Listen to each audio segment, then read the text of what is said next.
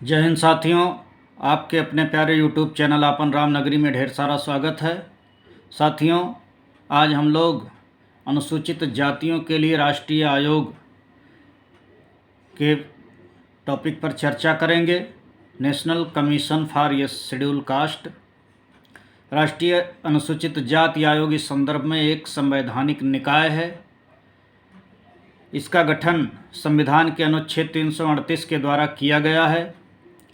दूसरी ओर अन्य राष्ट्रीय आयोग जैसे राष्ट्रीय महिला आयोग 1992, राष्ट्रीय अल्पसंख्यक आयोग 1993 में, राष्ट्रीय मानवाधिकार आयोग 1993 में, राष्ट्रीय बाल अधिकार संरक्षण आयोग 2007 में आदि संवैधानिक आयोग ना होकर के सांविधिक आयोग हैं, क्योंकि इनकी स्थापना संसद के अधिनियम के द्वारा की गई है। जबकि राष्ट्रीय अनुसूचित जाति आयोग एक संवैधानिक निकाय है। आयोग का उदय मूलतः संविधान का अनुच्छेद 338 अनुसूचित जातियों एवं जनजातियों के लिए एक विशेष अधिकारी की नियुक्ति का उपबंध करता है, जो अनुसूचित जातियों एवं जनजातियों के संवैधानिक संरक्षण से संबंधित सभी मामलों का निरीक्षण करे तथा उनसे संबंधित प्रतिवेदन राष्ट्रपति के समक्ष प्रस्तुत करे। उसे अनुसूचित जाति एवं जनजाति आयुक्त कहा जाएगा तथा उसे उक्त कार्य सौंपे जाएंगे। 1978 में सरकार ने एक संकल्प के माध्यम से अनुसूचित जातियों एवं जनजातियों के लिए एक गैर सांविधिक बहुसदस्यीय आयोग की स्थापना की। अनुसूचित जाति एवं जनजाति आयुक्त का कार्यालय भी अस्तित्व में आया। 1987 में सरकार ने एक अन्य संकल्प के माध्यम से आयुक्त के कार्यों में संशोधन किया तथा आयोग का नाम बदलकर राष्ट्रीय अनुसूचित जाति एवं जनजाति आयोग कर दिया। बाद में 1990 के 65वें संविधान संशोधन अधिनियम के द्वारा अनुसूचित जातियों एवं जनजातियों के लिए एक विशेष अधिकारी के स्थान पर एक उच्च स्तरीय बहुसदस्यीय राष्ट्रीय अनुसूचित जाति एवं जनजाति आयोग की स्थापना की गई। इस संवैधानिक आयोग ने अनुसूचित जाति एवं जनजाति आयुक्त के साथ ही 1987 में सरकार द्वारा स्थापित आयोग का स्थान ले लिया। पुनः 2003 के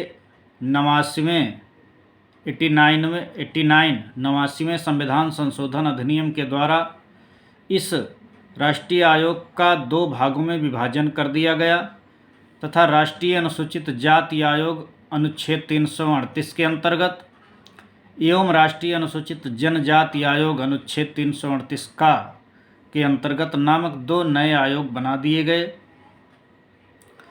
वर्ष 2004 से पृथक राष्ट्रीय अनुसूचित जाति आयोग अस्तित्व में आया। आयोग में एक अध्यक्ष, एक उपाध्यक्ष एवं 3 अन्य सदस्य हैं। वह राष्ट्रपति द्वारा उसके आदेश एवं मुहर लगे आदेश द्वारा नियुक्त किए जाते हैं। उनकी सेवा शर्तें एवं कार्यकाल भी राष्ट्रपति द्वारा ही निर्धारित की जाती है। आयोग के कार्य अनुसूचित जातियों के संवैधानिक संरक्षण से संबंधित सभी मामलों का निरीक्षण एवं अधीक्षण करना तथा उनके क्रियान्वयन की समीक्षा करना, अनुसूचित जातियों के हितों का उल्लंघन करने वाले किसी मामले की जांच पड़ताल एवं सुनवाई करना, अनुसूचित जातियों के सामाजिक आर्थिक विकास से संबंधित योजनाओं के निर्माण के समय सहभागिता निभाना एवं उचित परामर्श देना तथा संघ शासित प्रदेशों एवं अन्य राज्यों में उनके विकास से संबंधित कार्यों का निरीक्षण एवं मूल्यांकन करना, इनके संरक्षण के संबंध में उठाए गए कदमों एवं किए जा रहे कार्यों के बारे में राष्ट्रपति को प्रतिवर्ष या जब भी आवश्यक हो प्रतिवेदन प्रस्तुत करना, इन संरक्षात्मक उपायों के संदर्भ में केंद्र एवं राज्य सरकारों द्वारा उठाए गए कदमों की समीक्षा करना एवं इस संबंध में आवश्यक सिफारिशों तथा अनुसूचित जातियों के सामाजिक आर्थिक विकास एवं लाभ के लिए प्रयास करना। यदि राष्ट्रपति आदेश दें तो अनुसूचित जातियों के सामाजिक आर्थिक विकास, हितों के संरक्षण एवं संवैधानिक संरक्षण से संबंधित सौंपे गए किसी अन्य कार्य को संपन्न करना। आयोग का प्रतिवेदन। आयोग अपनी वार्षिक रिपोर्ट राष्ट्रपति को प्रस्तुत करता है। वह जब भी उचित समझे अपनी रिपोर्ट दे सकता है। राष्ट्रपति इस रिपोर्ट को संबंधित राज्यों के राज्यपालों को भी भेजता है, जो उसे राज्य के विधानमंडल के समक्ष रखवाएगा और उसके साथ राज्य से संबंधित सिफारिशों पर की गई या किए जाने के लिए प्रस्तावित कार्रवाई तथा यदि कोई ऐसी सिफारिश अस्वीकृत की गई तो वह अस्वीकृति के कारणों से स्पष्ट करने वाला ज्ञापन भी होगा। राष्ट्रपति किसी राज्य सरकार से संबंधित किसी आयोग की रिपोर्ट को भी राज्य के राज्यपाल के पास भेजते हैं। राज्यपाल इसे आयोग की सिफारिशों पर की गई कार्रवाई का उल्लेख करते हुए ज्ञापन के साथ राज्य विधानमंडल के समक्ष रखता है। इस ज्ञापन में ऐसे किन्हीं सिफारिशों को स्वीकार नहीं किए जाने के कारण भी होने चाहिए। आयोग की शक्तियाँ। आयोग को अपने कार्यों को संपन्न करने के लिए शक्तियाँ प्रदान की गई हैं। 2018 तक आयोग से अपेक्षा की जाती थी कि वह अन्य पिछड़ा वर्गों ओबीसी के लिए उसी प्रकार कार्य करता रहे। उसे इस दायित्वों से 102वें संविधान संशोधन अधिनियम 2018 द्वारा मुक्त कर दिया गया।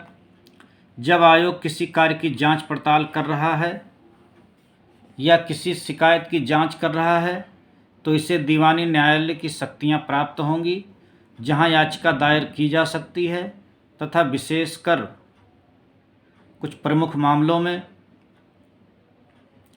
भारत के किसी भी भाग से किसी व्यक्ति को समन करना और हाजिर कराना तथा शपथ पर उसकी परीक्षा करना, किसी दस्तावेज को प्रकट और पेश करने की अपेक्षा करना, शपथ पत्रों पर साक्ष्य ग्रहण करना, किसी न्यायालय या कार्यालय से किसी लोक अभिलेख या उसकी प्रति की अपेक्षा करना, साक्ष्यों और दस्तावेजों की परीक्षा के लिए सम्मन निकालना, कोई अन्य विषय जो राष्ट्रपति नियम द्वारा अवधारित करे।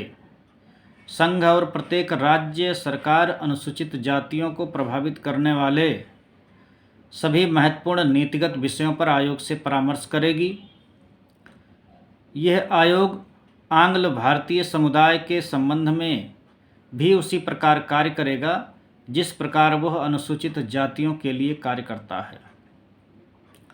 दूसरे शब्दों में, आयोग आंग्ल भारतीय समुदाय के संवैधानिक संरक्षण एवं अन्य विधिक संरक्षणों के संबंध में भी जांच करेगा और इनके संबंध में राष्ट्रपति को रिपोर्ट प्रस्तुत करेगा। इस का कार्यकाल 3 वर्ष का होता है।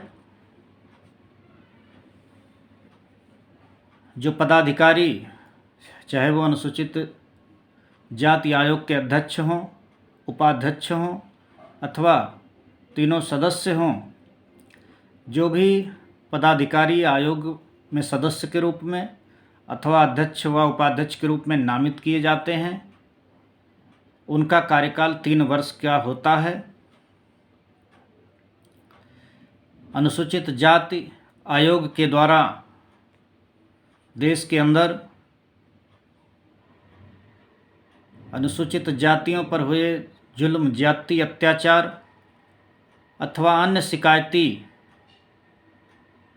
मामलों को देखना, पड़ताल करना एवं पीड़ित को न्याय कैसे प्राप्त हो, ये सुविधाएं सुनिश्चित कराना मुख्य रूप से आयोग का कार्य है।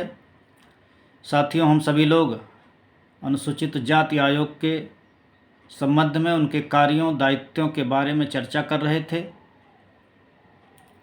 हमें उम्मीद है कि आपको इस वीडियो के माध्यम से अनुसूचित जाति आयोग के संबंध में काफ़ी बेहतर जानकारी प्राप्त हुई होगी। साथियों, यदि आप चैनल पर नए हैं तो कृपया करके सब्सक्राइब कर लीजिएगा। यदि वीडियो आपको अच्छी लगती है तो लाइक करिएगा, कमेंट करिएगा, शेयर करिएगा। बहुत बहुत धन्यवाद।